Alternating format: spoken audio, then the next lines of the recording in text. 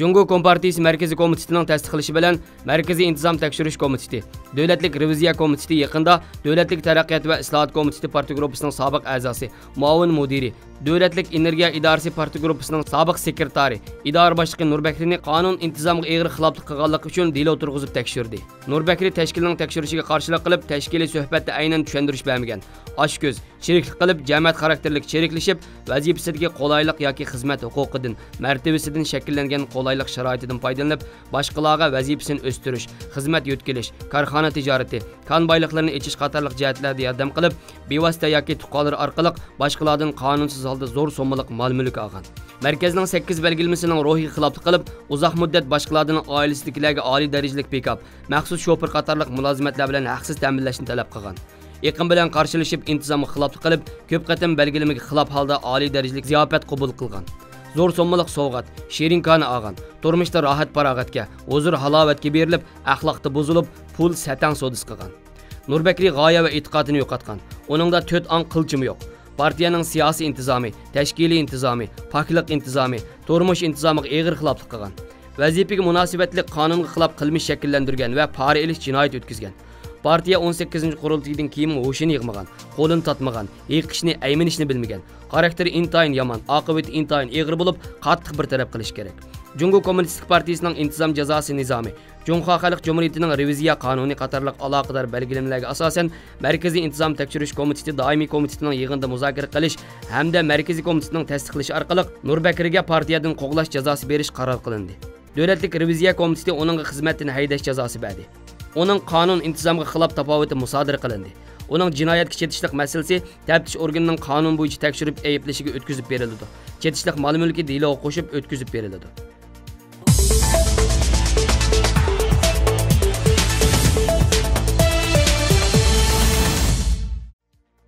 Amerika Tashqi ishlar Ministerligi 14-mart kuni Amerikaning Sharqiy Turkistonda kishilik huquqni dafsana qilayotgan Xitoy amaldorlariga nishonliq tadbir qo'llanishni o'ylashayotganligini, Sharqiy Turkistonda yuz berayotgan kishilik huquq dafsandichiligining insoniyat uchun og'ir nomus ekanligini ta'kidlagan.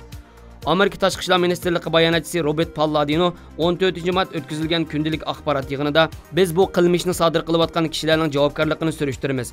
Shuningdek, ularga qarata nishonliq embargo, nishonliq tadbirlarni qo'llanamiz degan. Palladino Amerikaning 2018-yillik kishilik huquq doklati e'lon qilinib, orqada bu so'zlarni qilgan. Amerika Tashqi ishlar Ministerligining 13-mart kuni e'lon qilingan doklatida Uyg'urlarning kishilik huquq vaziyati nihoyat atrofli tunishtirilgan.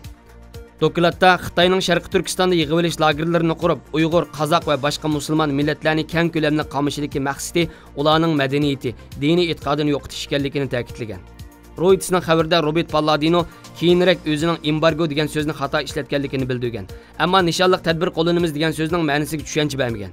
U davomli Xitoyning Sharqiy Turkistondagi siyosiy xotima berishga, xohlagancha tutqun qilingan kishilarni qo'yib berishga chaqirdiganligini bildirgan.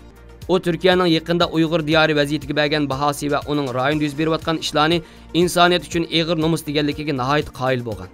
Robert Palladino payshanba kuni yuqorqi so'zlarni qilishdan sal burun Xitoy hukumati bayonot e'lon qilib, Amerikaning doklatidagi Uyg'ur vaziyatiga doir tanqidlarni qattiq so'zlar bilan keskin rad qilgan edi.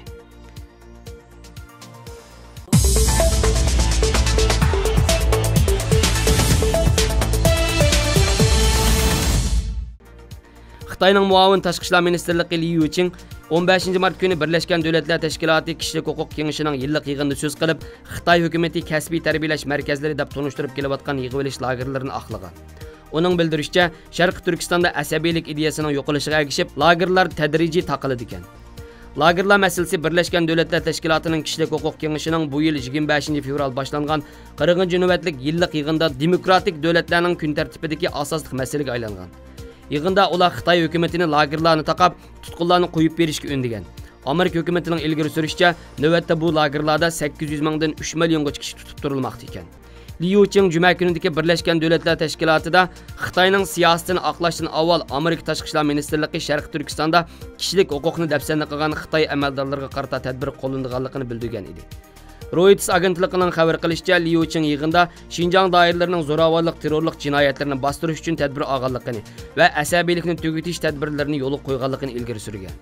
U terrorlikqa qarshi turish vaziyatining yaxshilanishiga ergishib, tarbiyalash programmasi ozaytirildi va tadrijiy oxirlashtirildi degan. Uning ilgari surishicha, agar keskin tadbir ilinmagan bo'lsa, Şinjangda zo'ravon terrorlik hujumi kuchayib, Xitoyning boshqa o'lkalarga va dunyoning boshqa joylariga kengayadi ekan. Lekin yig'inda Xitoyning bayonoti Norvegiyaning rad qilishiga uchragan. Norvegiya vakili Xitoyni Birlashgan Davlatlar Tashkilotining rayonni tekshirish ilib berishiga yo'l qo'yishga chaqirgan. Ammo yig'inda Pokiston Xitoyni qo'llagan. Pokiston vakili Xitoyning musulmon fuqarolarga ko'ngil bo'layotganligini ilgari surgan.